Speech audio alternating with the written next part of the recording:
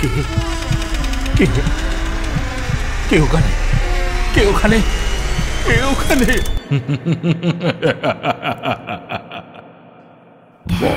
ভুতুরে, যেখানে জীবিত সব চরিত্র।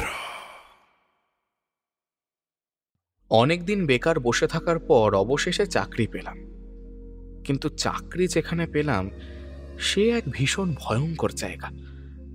সহজে সেখানে বড় একটা কেউ যায় না। আমার আগে যারা গেছেন সকলেই মরেছেন, এবং সে এক আশ্চর্য মৃত্যু।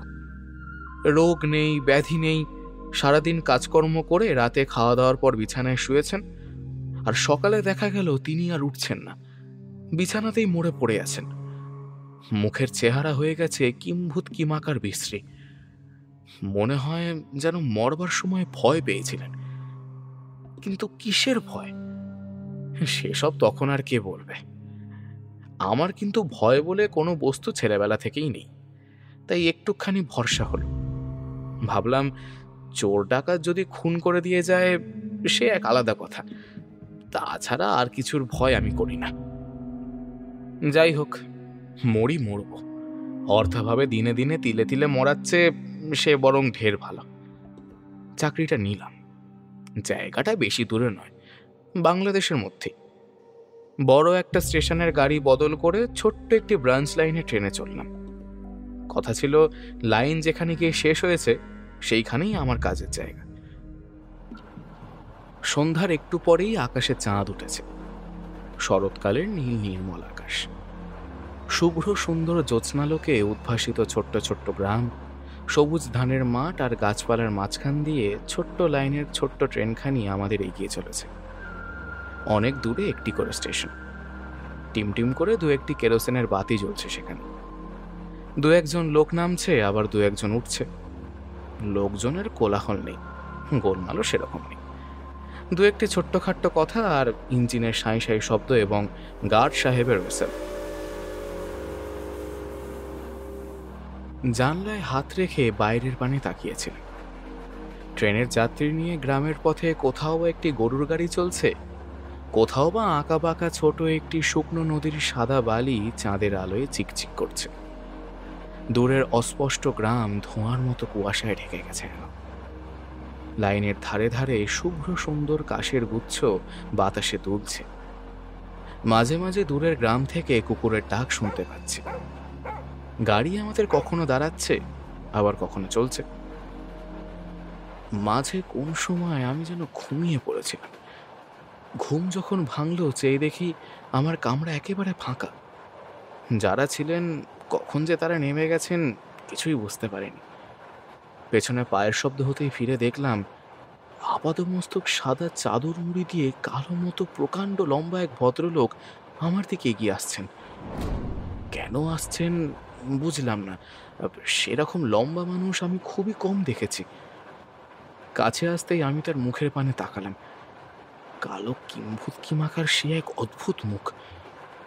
মানুষের মুখ বলে মনে হয় না, ঠিক যেন ছাগলের মতো।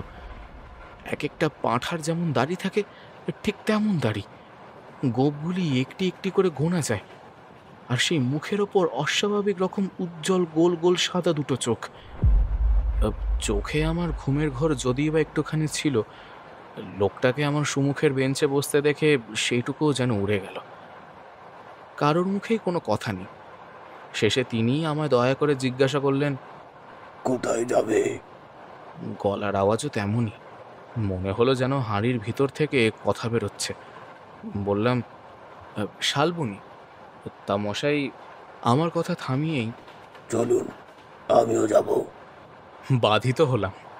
চাকরির জায়গায় পৌঁছতে না পৌঁছতেই এই জিজ্ঞাসা করলাম, তা মশাই আপনি কি শালবনিতেই থাকেন?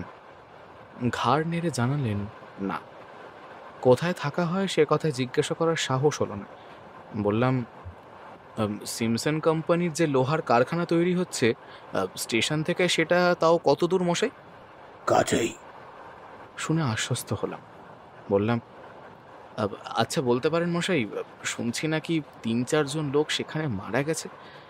কেন মারা গেছে আপনি কি জানেন? তিনি তখন অন্যদিকে মুখ ফিরিয়েছেন। কোনো জবাব পেলাম না। সর্বনাশ! তবে কি এইখান থেকে চুপ নিলেন নাকি? শালবনী স্টেশন আর কত দূরে সে কথাই ভাবতে লাগলাম। দেখতে দেখতে ট্রেনের গতি মন্থর হয়ে এলো। ভদ্রলোক এতক্ষণ পরে আমার দিকে মুখ ফেরালেন, বললেন, কারখানায় চাকরি নিয়ে এলেন বুঝি? হ্যাঁ, বলতে পারেন সেই রকমই আর কি। হুম, কি আর করি মশাই, পেটের দায়ে 2-3টি ছেলে মেয়ে, তার মধ্যে বুঝতেই তো পারছেন। যদি মারা যান? সে কথা নিজেও কতবার ভেবেছে, কিন্তু তার থেকে হঠাৎ এই কথাটা শুনবা মাত্র বুকের ভেতরটা কেমন যেন থক করে উঠল। বললাম, তাহলে না খেতে পেয়েই সবাই মারা যাব? তিনি জিজ্ঞেস করলেন, ছেলে মেয়ে কটি? আগে 3টি, 2টি ছেলে এবং 1টি মেয়ে। সংসারে আর কে আছে? বুড়ো বাবা মা, পিসি মাসি আর ভাগ্নি। পোষ্যের আর অন্ত নেই মশাই। হুম, বলে তিনি একবার বাইরের দিকে মুখ বাড়িয়ে কি যেন দেখলেন। দেখেই বললেন, পুরো মা বাপকে খেতে দেওয়া ভালো, আজকাল অনেক দেয় না। আমিও বুড়ো হয়েছিলাম মশাই, কিন্তু এমনি বাজি ছেলে। বুড়ো হয়েছিলাম মানে? জিজ্ঞাসা করলাম ঠিকই, তবে তিনি আগের মতোই চুপ করে বসে থাকলেন। তার 2-3 মিনিট পরেই উঠে দাঁড়ালেন তিনি, বললেন, স্টেশন এসে গেছে। গাড়ি কিন্তু তখনও থামিনি। তার জীবনের গল্পটা শুনবার কৌতূহল হলো। বললাম, বসুন না, গাড়ি তো আর এগোবে না। এই বলে পকেট থেকে একটা বিড়ি আর একটা দেশলাই বের করে বললাম, খান? ভাবলাম তাতেও যদি বসে তার জীবনের গল্পটা বলেন তিনি। কিন্তু বিড়ি দেশলাই তিনি হাত বাড়িয়ে নিলেন মাত্র।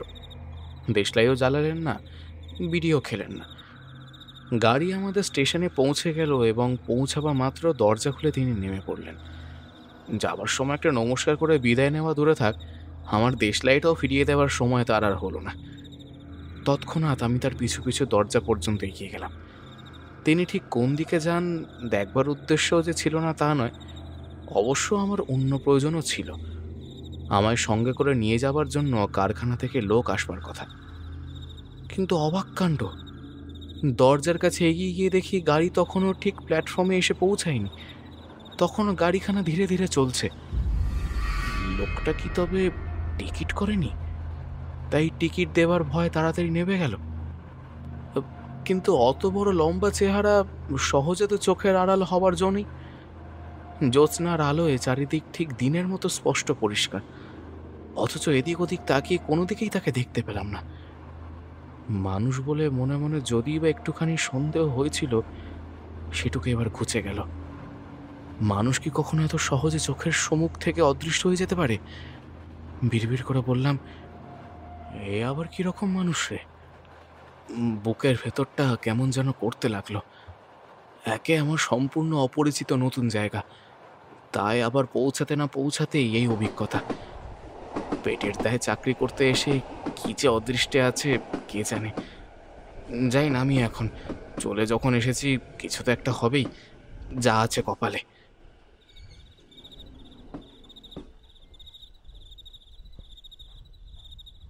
কারখানা থেকে 2জন গোর্খা চাপরাশি এসেছে, আরেকজন বাঙালি ভদ্রলোক।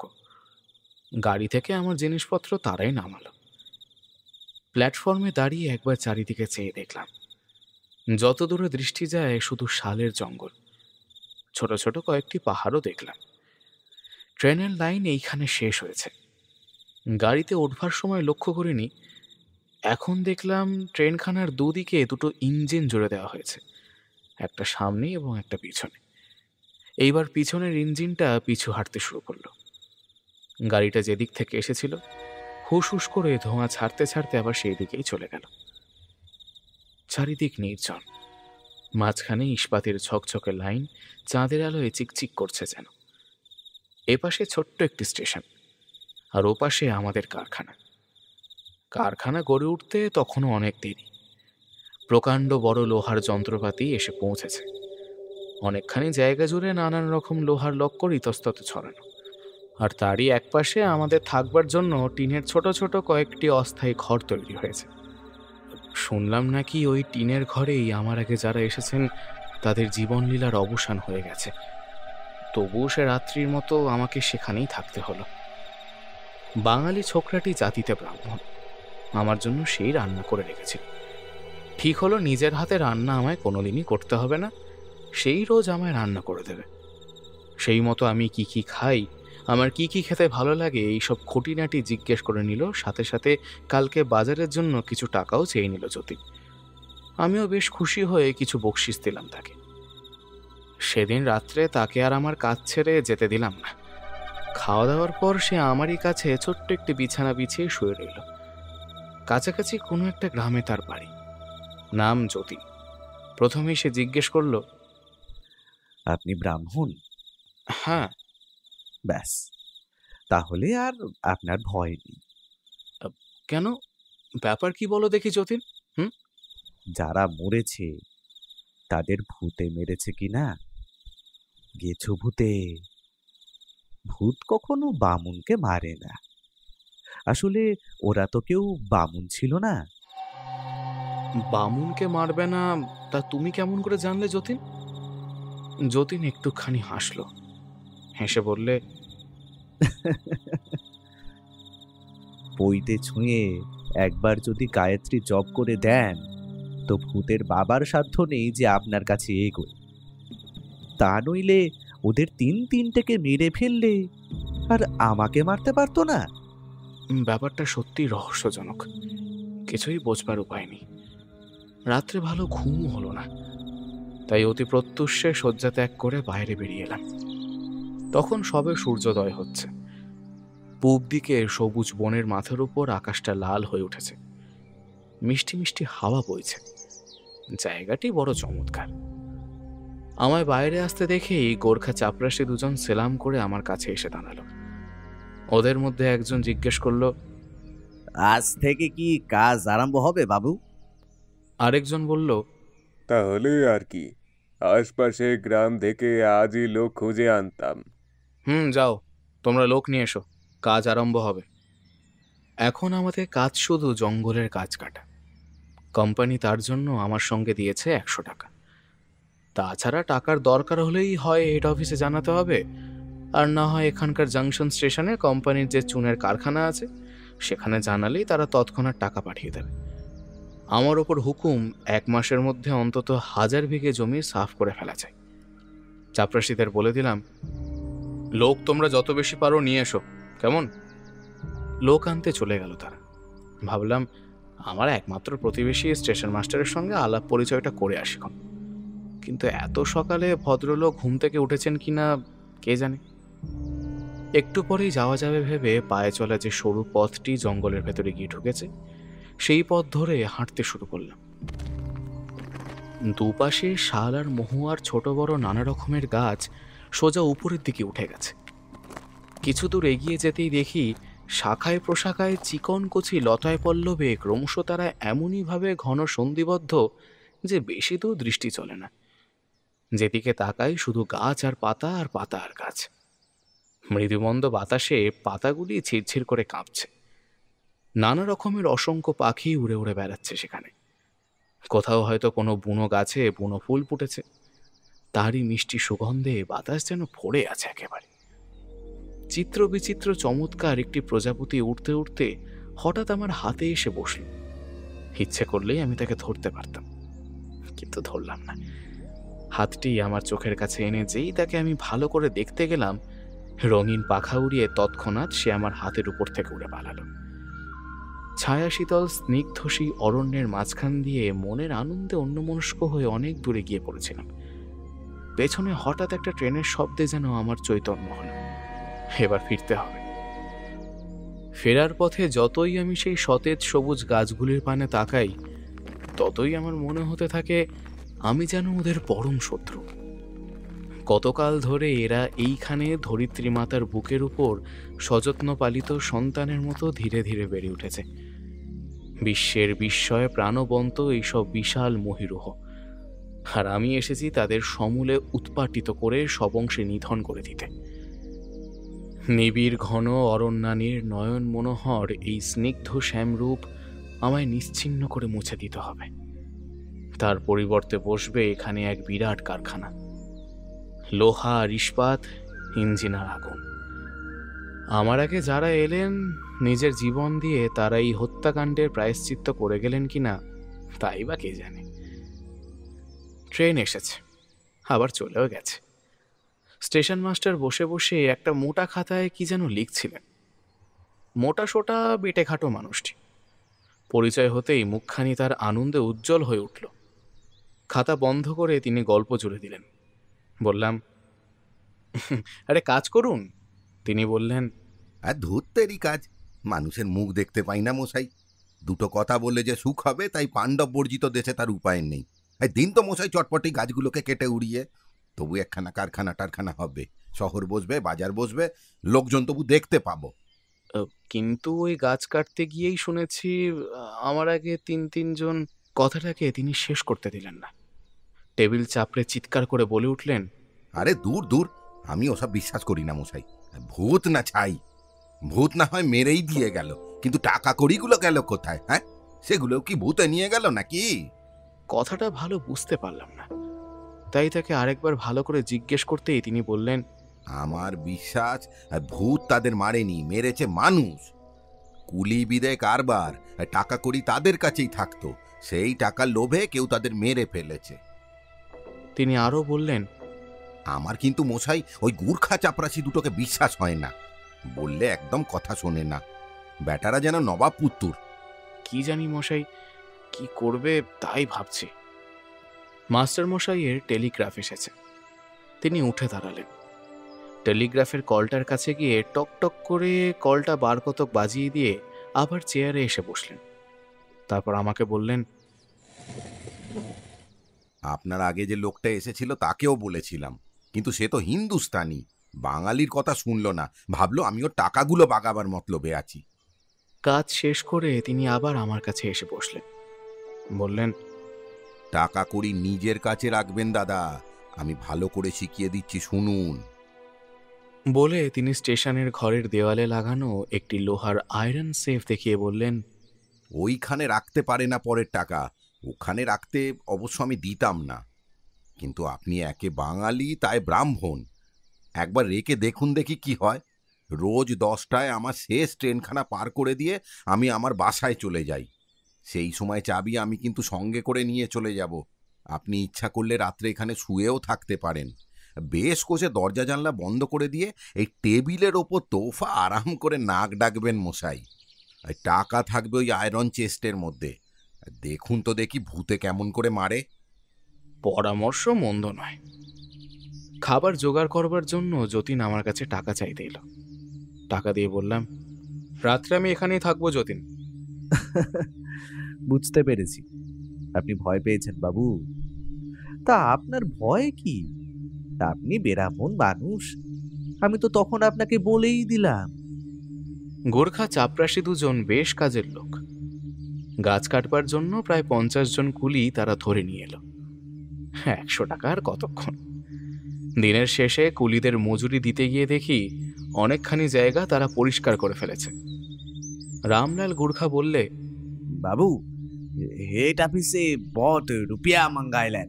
কাজ কি তাহলে এতদিন হয়নি রামলাল? হ্যাঁ, থোড়া থোড়া হয়েছে বাবু। শিবশরণ বলে রামলালের সঙ্গীটি পাশে দাঁড়িয়েছিল। সে বললে, ও বাবু লোক বহুত রুপিয়া চুরি করছে বাবু। তা হয়তো হবে, কিন্তু সে টাকা তাদের কাজে লাগেনি। টাকা তো আর জমের বাড়ি পর্যন্ত পৌঁছায় না। যাই হোক, সেই দিনে হেড অফিসে তার করে দিলাম। একসঙ্গে মোটা রকমের কিছু টাকা আমায় পাঠিয়ে দেওয়া হোক, নইলে কাজের ভারী অসুবিধা হবে। কিন্তু টাকা আস্তে আস্তে অনেক দেরি হয়ে গেল। আমার আগে যারা এসেছিলেন তারাও হয়তো এমনই করে টাকা নিয়েছেন, কিন্তু কাজ বেশি দূর এগোয়নি। অথচ টাকার হিসেব না দিয়েই তারা মারা গেছেন। এমনই করে কোম্পানি অনেক টাকা ক্ষতি হয়েছে। তাই টাকা না এসে কলকাতার হেড অফিস থেকে এলেন একজন ইন্সপেক্টর। কাজ দেখে তিনি খুশিই হলেন। অসংখ্য গাছ তখন আমি কাটিয়ে স্তূপাকার করে ফেলেছি। বনের শ্যামলশ্রী একেবারে নির্মমভাবে নষ্ট করে দিয়ে অনেকখানি জায়গা তখন ফাঁকা করে দিয়েছে, কিন্তু কুলিরা বেতন পায়নি প্রায় হপ্তাখানেকের। তারা আমায় তখন ছিঁড়ে খাচ্ছে। আমি ইন্সপেক্টরকে সে কথা বুঝিয়ে দিয়ে বললাম, টাকা আপনি গিয়েই পাঠিয়ে দেবেন, নইলে কাজ হয়তো আমায় বন্ধ করে দিতে হবে। ইন্সপেক্টর বললেন, টাকা আপনার পরশু পৌঁছে যাবে। এখন 1000 টাকা পাঠিয়ে দিচ্ছি, ফুরিয়ে যাওয়ার আগেই জানাবেন। তাকে আমি ট্রেনে চড়িয়ে দিয়ে এলাম। শিবশরণ আমার সঙ্গে গিয়েছিল। ফেরবার পথে শিবশরণ বললে, আরো বেশি টাকা মাঙাইলেন বাবু। 1000 টাকার কদিন? ফুরলেই আবার পাঠাবে, টাকার জন্য ভাব নাকি? যতীনকে প্রায়ই বলতাম, কই যতীন, মরলাম না তো? বড় বড় গাছগুলো তো প্রায় সবই কেটে ফেললাম। যতীন হেসে জবাব দিত, আমি তো বাবু আগেই সে কথা বলে দিয়েছি, বামুনের কোনো ভয় নেই। ঠিকই বলেছ। কথাটা প্রথমে বিশ্বাস করিনি ঠিকই, এখন দেখছি সেই কথাই সত্যি। আগে হ্যাঁ, আমার ওসব অনেক জানা আছে। রাত্রে সেদিন খেতে বসে জিজ্ঞাসা করলাম, আচ্ছা যতীন, ভূত তুমি নিজে কোনোদিন দেখেছ? তা আগে দেখেছি বই কি। এই বলে সে তার ভূত দেখার গল্প আরম্ভ করলে। এমন গল্প যে সে আর সহজে থামতে চায় না। এদিকে রাত্রির শেষ গাড়ি তখন স্টেশনে এসে দাঁড়িয়েছে। গাড়িটা ছেড়ে গেলে স্টেশন মাস্টার বাসায় চলে যাবেন। তার আগেই আমার সেখানে যাওয়া দরকার, কারণ রাত্রে আমার শোবার বন্দোবস্ত সেইখানি। কাজেই বাধ্য হয়ে যতীনকে বললাম, যতীন, বাকিটা কাল শুনবক্ষণ, আজ থাক। কিন্তু এমনই তার গল্প বলবার শখ যে সে শেষ পর্যন্ত আমার সঙ্গে সঙ্গে স্টেশন পর্যন্ত গল্পটা তার বলতে বলতে এলো। গাড়ি চলে গেছে। মাস্টারমশাই তখনও বসে আছেন দেখে জিজ্ঞাসা করলাম, কি বসে আছেন যে এখনো? আসুন, আপনার জন্যই তো বসে আছি। ও আচ্ছা আচ্ছা, এবার আপনি যেতে পারেন। যাব কি মশাই, এই জংশন থেকে টেলিফোন এলো, আপনার 1000 টাকা নিয়ে লোক আসছে। হ্যাঁ, এবার কেমন করে আসবে? গাড়ি তো চলে গেল। এ কি আর আপনার আমার কাজ মশাই, অত বড় সাহেব কোম্পানির কাজ, খাতির কত। জংশন থেকে একখানা পাইলট ইঞ্জিন দিয়েছে, তাতেই লোক আপনার এলো বলে। তাহলে এই অবসরে গল্পটা আমার শেষ করে নিই বাবু, শুনুন। বলে সে তার গল্প শেষ করতে বসল। গল্প শেষ হতে না হতেই হুস হুস করে ইঞ্জিন এসে দাঁড়ালো।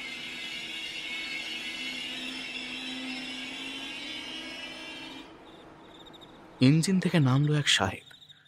1000 টাকা অন্য কারোর হাতে পাঠাতে হয়তো বিশ্বাস হয়নি, তাই চুনের কারখানার ছোট সাহেব নিজে এসেছেন।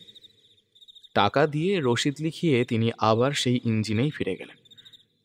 টাকাগুলি লোহার সিন্ধুকে বন্ধ করে চাবি যেখানে থাকে সেইখানে রেখে মাস্টারমশাই বললেন, আসি তবে, নমস্কার। আচ্ছা, আসুন। আমিও তাহলে আসি বাবু, আপনি শুয়ে পড়ুন। যাও। বলেই দরজা জানলা বন্ধ করছিলাম, দেখলাম হঠাৎ যতীন ফিরে এলো। সে বললে, অত অত টাকা এলো, আপনি একা থাকবেন বাবু? গোর্খা দুটোকে পাঠিয়ে দেব? না। দরজা জানলাগুলো বন্ধ করে দিয়ে ঘরের মধ্যে শুয়ে থাকলে দম আমার বন্ধ হয়ে আসে। সেদিনও তাই একটা জানলা আমি খুলে রাখলাম। কিন্তু রেল স্টেশনের জানলা, সে এক বিরাট জানলা, তা খুলে রাখা মানে সবই খোলা। ইচ্ছে করলে ওপাশ থেকে টপকে যে কেউ এসে ঘরে ঢুকতে পারে। তা আসুক না, এসেই বা কি করবে? টাকা আছে লোহার সিন্ধুকে, সিন্ধুক একেবারে দেওয়ালের সঙ্গে আঁটা। আর ভূত যদি আসে, তাদের তো শুনেছি সর্বত্রই অবাধ গতি, তাদের কাছে খোলাই বাকি আর বন্ধই বাকি। তারা অবশ্য টাকা নিতে আসে না, তাছাড়া এলে এতদিন আসতো, এখনো যখন আসেনি তখন সম্ভবত আর আসবে না। এমনই সব নানান কথা ভাবছি আর সেই খোলা জানলার পানে তাকিয়ে আছি। আকাশে চাঁদ উঠেছে, দিনের মতো পরিষ্কার জ্যোৎস্নার ছটা জানলার পথে ঘরে এসে পড়েছে। ভাবতে ভাবতে কতক্ষণ পরে জানি না ঘুমিয়ে পড়লাম। হঠাৎ মনে হলো কাপড় দিয়ে কে যেন আমার মুখখানা চেপে ধরেছে। ঘুম ভেঙে গেল, জেগে দেখি সত্যিই তাই, হাত তুলতে গিয়ে দেখি হাত দুটো দড়ি দিয়ে বাঁধা, পায়ের অবস্থাও তাই। ঘুমের ঘোরে কখন যে এমন করে আমায় আষ্টে পৃষ্ঠে বেঁধে ফেলেছে কিছুই বুঝতে পারিনি। কথা কইবার উপায় নেই, দম যেন বন্ধ হয়ে আসছে, অথচ অথচ চোখ দুটো খোলা। জানলার পথে যে জ্যোৎস্নার আলো ঘরে এসে পড়েছে তাতে শুধু সেই জায়গাটাই দেখা যায়। যে লোকটা আমার মুখে কাপড় চাপা দিয়ে সজোরে বেঁধে ফেলেছে তাকে আবছা আবছা দেখতে পাচ্ছি, কিন্তু কিন্তু চিনবার উপায় নেই, মুখ খুলতে পারছি না। তবু কোন রকমে অস্পষ্টভাবে গো গো করে বললাম, টাকা নিয়ে যাও, কিন্তু মেরে ফেলো না, মেরে ফেলো না। ওদিকে আমার মাথার পেছনে দেওয়ালের গায়ে সিন্দুক খোলার শব্দ পেলাম। কি আর করি, মরার মতো চুপ করে পড়ে আছি। মৃত্যু অনিবার্য। এতক্ষণে বুঝলাম আমার আগে যারা গেছে তারাও ঠিক এমন করেই গেছে। বুকের ভেতরটা থক থক করছে, গলাটা শুকিয়ে কাঠ হয়ে গেছে। সে যে কি ভীষণ অবস্থা তা আমি লিখে বোঝাতে পারবো না। চোখের সম্মুখে আমার ছোট ছোট ছেলে মেয়ে তিনটির কচি মুখ ভেসে উঠল। আমার স্ত্রীর কথা মনে হলো, হায় হায়, কেন আমি তাদের ছেড়ে এখানে এলাম।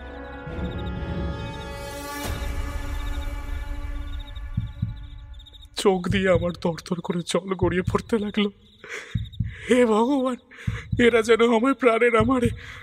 বেঁচে যদি থাকি তো কালই আমি এর চাকরিতে ইস্তফা দিয়ে চলে যাব। টাকাগুলো মাথার কাছে ঝনঝন করে উঠল। থলেটা তাহলে ওরা বের করেছে। এমন সময় মনে হলো যেন জানলার পথে আরেকটা লোক ঘরের মধ্যে লাফিয়ে পড়ল। চোখের জলে বৃষ্টি তখন ঝাপসা হয়ে উঠেছে। তবুও যেন মনে হলো আপাত মস্তক সাদা কাপড়ে ঢাকা প্রকাণ্ড লম্বা সেই লোকটা যাকে আমি প্রথম দিন ট্রেনে দেখেছিলাম। গলাটা তখন কে যেন আমার দু হাত দিয়ে চেপে ধরেছে। এইবার মৃত্যু। অনুরোধ করবার শক্তি নেই, মুখের কাপড় তখনও তেমনি বাঁধা। কিন্তু অবাক কাণ্ড, মরতে মরতে আমি যেন বেঁচে গেলাম। আমার গলা ছেড়ে দিয়ে ঘরের মধ্যে এসে কার সঙ্গে যেন হাতাহাতি শুরু করে দিয়েছে। তারপরে ভীষণ শব্দ, তারপরে চিৎকার। মানুষ মরবার সময় যেভাবে চিৎকার করে এও যেন ঠিক তেমনই। কণ্ঠস্বর শুনতে পেলাম, এ আমার গুর্খা চাপরাশি রামলাল। মারামারি কিন্তু তখনও থামেনি। টাকার থলেটা মনে হলো একবার ঝনঝন করে মেঝেতে পড়ে গেল। তারপর কে জানলা টপকে বাইরে বেরিয়ে গেল, তার পিছু পিছু আরেকজন। বাইরেও শব্দ হতে লাগলো। নিরুপায় অসহায় অবস্থায় আমি শুধু মরার মতো সেইখানে চুপ করে পড়ে রইলাম। খানিক পরে সব নিস্তব্ধ হয়ে গেল। কি যে হলো কিছুই বুঝতে পারলাম না ভালো করে। তখনও বুকের ভেতরটা আমার কেমন যেন করছে, যে কোনো মুহূর্তে মৃত্যু হতে পারে, সেই কথাই ভাবছি। এমন সময় ছক ছক শব্দ করতে করতে ঘরের বাইরে একখানি ইঞ্জিন এসে দাঁড়ালো। সঙ্গে সঙ্গে অনেকগুলো পায়ের শব্দ। বন্ধ দরজায় ঘা পড়তে লাগলো, কিন্তু কে খুলবে? আমার তো ওঠবার উপায় নেই, মুখখানা টেনে বাঁধা, কথাও বলতে পারছি না যে। পায়ের শব্দ ঘুরে এদিকের খোলা জানলার কাছে এসে দাঁড়ালো। একজন সাহেব জানলা টপকে ঘরে ঢুকে দরজা খুলে দিলেন। ঘরে আলো জ্বালা হলো। জংশন থেকে তারা ইঞ্জিনে চড়ে 4 জন এসেছে। কোয়ার্টার থেকে স্টেশন মাস্টার এলেন। ঘরের মেঝে রক্তে ভেসে গেছে। গোর্খা চাপরাশি রামলাল মেঝের উপর মরে পড়ে আছে। তারই কোমরের ভোজালি তারই গলায় বসিয়ে দেওয়া হয়েছে। লোহার সিন্দুক খোলা, কিন্তু টাকার থলে মেঝের উপর পড়ে রয়েছে। ব্যাপারটা কিছুই ভালো করে বুঝবার উপায় নেই। কে যে আমায় মেরে ফেলে টাকা নিয়ে উধাও হবে ভেবেছিল, আর কেই বা আমায় বাঁচিয়ে রামলালকে মেরে গেল কে জানে। সাহেবদের জিজ্ঞেস করলাম, আপনারা খবর পেলেন কেমন করে? যিনি এখানে টাকা দিয়ে গিয়েছিলেন তিনি বললেন, জংশনে ইঞ্জিন আমাদের পৌঁছবা মাত্র এখান থেকে টেলিফোন গেল। ডাকাত পড়েছে, জলদি আসুন। এখান থেকে টেলিফোন করবে কে? স্টেশন মাস্টার ফোনের কাছে উঠে গিয়ে ফোনটা হাত দিয়ে তুলে আমাদের দেখালেন। ফোনের কানেকশন তিনি কেটে দিয়েই বাসায় গিয়েছিলেন। অবাক হয়ে আমরা পরস্পরের মুখে চাওয়াচাই করতে লাগলাম। হঠাৎ আমার মনে হলো ঝগড়াটা বাইরে পর্যন্ত গিয়েছিল। বাইরে বেরিয়ে একবার দেখা যাক। সবাই মিলে বাইরে বেরিয়ে দেখলাম জ্যোৎস্নার আলো তখন ম্লান হয়ে এলেও দেখা গেল দূরে প্ল্যাটফর্মের একেবারে শেষ সীমানায় সাদা মতো কি যেন একটা পড়ে রয়েছে। কাছে গিয়ে দেখি এ তো শিবশরণ। আমাদের দেখে সে শুধু কাঁদতে থাকে, মুখে কোনো কথা বলে না। শেষে অনেক কষ্টে মেরে মেরে তাকে কথা বলানো হলো। সাহেবের লাথি খেয়ে সে কাঁদতে কাঁদতে সব কথাই বলে ফেললে। আমায় মেরে ফেলে সে আর রামলাল দুজনেই এসেছিল টাকা চুরি করতে। যে 3 জন মরেছে তারাও তাদেরই হাতে মরেছে। কিন্তু এবার তার ফল হলো বিপরীত। মাঝখান থেকে কে একটা লোক এসে রামলালকে তো মেরেই ফেললে, আর তার হাত থেকে টাকার থলেটা কেড়ে নিয়ে পা দুটো তার উল্টো দিকে মুচড়ে ভেঙে দিয়ে চলে গেল। বুঝলাম সেই ভাঙা পা নিয়ে অতি কষ্টে বুকে হেঁটে শিবশরণ পালাবার চেষ্টা করছিল। জিজ্ঞাসা করলাম, লোকটাকে দেখতে কিরকম বলো দেখি? হ্যাঁ, সে মানুষ নয় বাবু, তার গায়ে বহুত জোর, ইয়া লম্বা তাল গাছের মতো, আর ছাগলের মতো মুখ। আর কিছু বলবার দরকার ছিল না। মাথাটা তখন আমার কেমন যেন ঘুরছিল বলে সেইখানেই বসে পড়লাম। মনে হলো রামলাল যখন আমার গলাটা চেপে ধরে আমায় মেরে ফেলবার উদ্যোগ করেছিল, তাকে তখন আমি জানলা টপকে ঘরে ঢুকতে দেখেছি। মনে মনে এই ভাবছি, এমনই সময় টুপ করে আমার পায়ের কাছে কি যেন একটা পড়ল। তুলে দেখি একটা দেশলাইয়ের বাক্স। এইটাই সেদিন আমি তাকে ট্রেনের কামড়ায় দিয়েছিলাম, কিন্তু ফেরত দিতে সে ভুলে গেছিল। এদিক ওদিক বহুদূর পর্যন্ত তাকিয়েই কাউকে আমি দেখতে পেলাম না। সমস্ত শরীর তখন আমার রোমাঞ্চিত হয়ে উঠেছে। কিন্তু কিন্তু কে সে? হ্যাঁ, যেই হও, তুমি আমার প্রাণ রক্ষা করেছ, তোমায় নমস্কার।